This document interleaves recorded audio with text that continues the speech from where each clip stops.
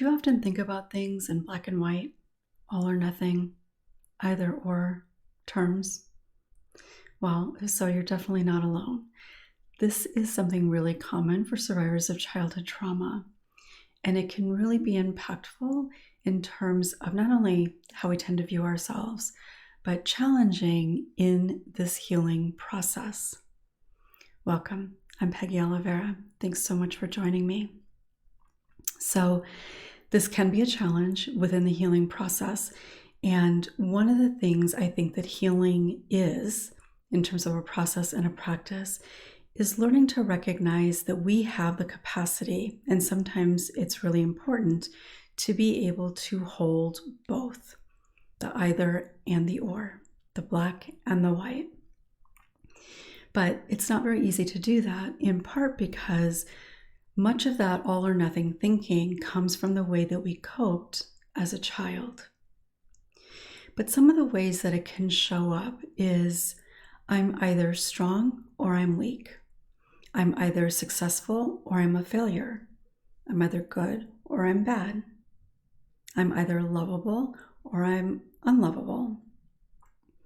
There's no room for the gray, which means that we often end up on the side where we're just not enough, right? Because nothing is ever perfect. Nobody is ever perfect. And so if we don't meet that perfection standard, whatever that is, then we're not that, meaning we're the opposite of that. But there's a lot of room in the middle. And generally, the middle is where most of us live. The middle is generally what is incredibly healthy. Because I think we all know, right? Like striving for perfection often creates a lot of difficulty for people, in part because it's not attainable, but it also just creates this pressure that is impossible to live with. So recognizing that nobody is strong, whatever that might mean to you in any given moment, 100% of the time. But does that make them weak? No, it doesn't. Everybody makes mistakes at times, right? Does that make them unlovable or unworthy? No, of course not. But when we look at ourselves, we tend to put ourselves in that either or. And that is incredibly damaging. It reinforces the false beliefs that we hold on to about who we believe we are, and even to a degree, the world around us and our place in it. So much of healing is about really recognizing that we can and do have the capacity to hold both. And part of where this can come in is, like I just mentioned, about making a mistake, right? That we can recognize that we can make a mistake, a small mistake, or even sometimes a bigger mistake. And it doesn't mean that we're bad. It doesn't mean we're unworthy or unlovable or undeserving. In that middle area, we can be lovable and worthy and still make a mistake. Likely just like the people that you care about, right? Because I can guarantee that you don't know people that are perfect, because nobody is. How we take on responsibility can also be a lot of all or nothing. Well, I should have known better. Or I wasn't supposed to go do this thing after school. I was supposed to come home, and because I didn't come home, it's my fault that that happened. No, you can hold, yes, I did something I wasn't supposed to do, and it wasn't my fault. Where naturally what we do is, it's my fault because I wasn't at home where I was supposed to be. But that's not really true that it's your fault. We can make mistakes without it needing to lead to something bad happening. We cannot follow the rules at times, either as a child or even as an adult, and it not have to mean that we deserve what happened or that we caused what happened.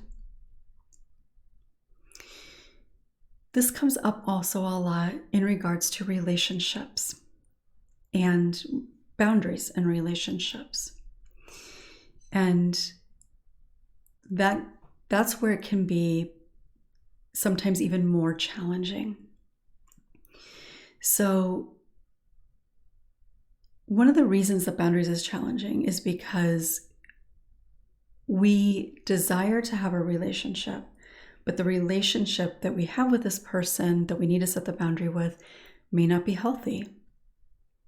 But how do you learn to navigate what you're feeling about it and what needs to be done in regards to it?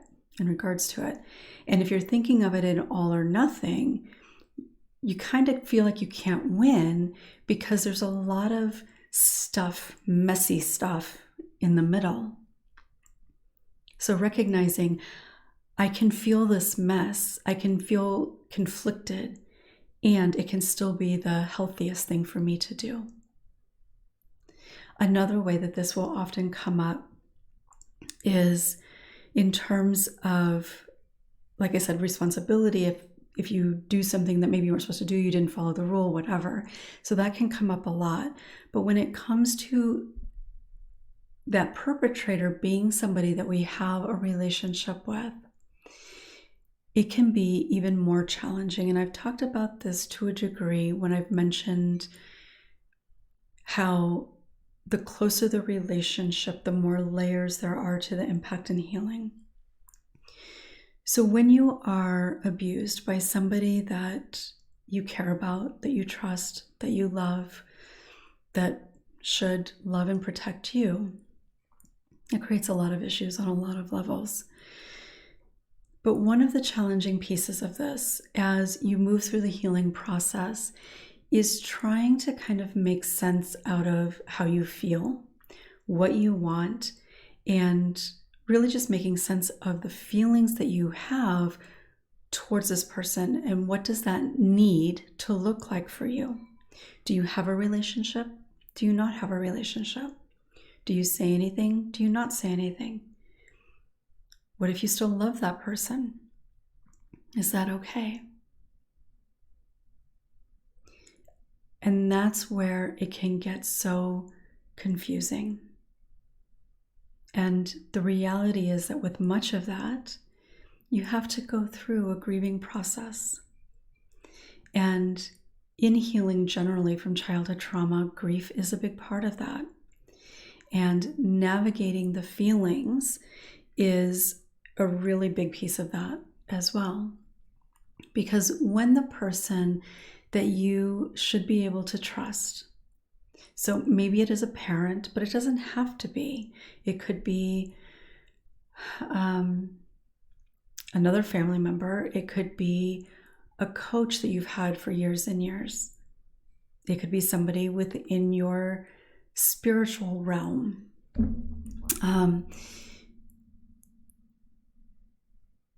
It could be a lot of different types of relationships. And as you're trying to feel your way through healing the wound that was created by that person,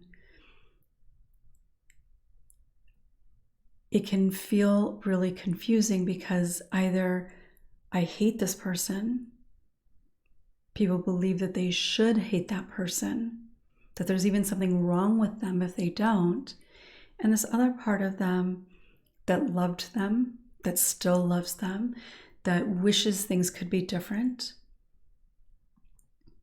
that wants to have a relationship with them. And that can bring a lot of shame as well. Like what is wrong with me that I would still love this person? What is wrong with me that I choose to be around this person? And of course, when we ask ourselves those questions, we have an answer, and it's not a nice answer. And that's part of what we take on as to, okay, it really is my fault. This proves that there's something wrong with me. And of course, that is not the truth.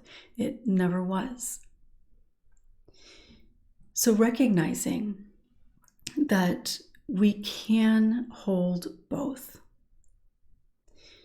I talk about this sometimes with gratitude, that it's really important when practicing gratitude to not bypass or deny the challenges that are present for you. It's not about having to find gratitude in the really bad stuff.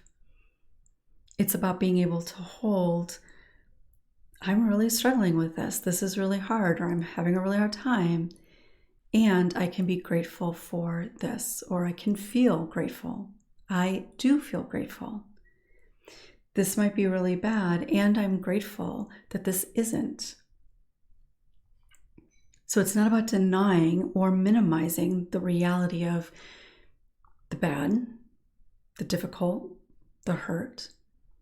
It's about creating space to hold both. And when it comes to how we feel about people that hurt us,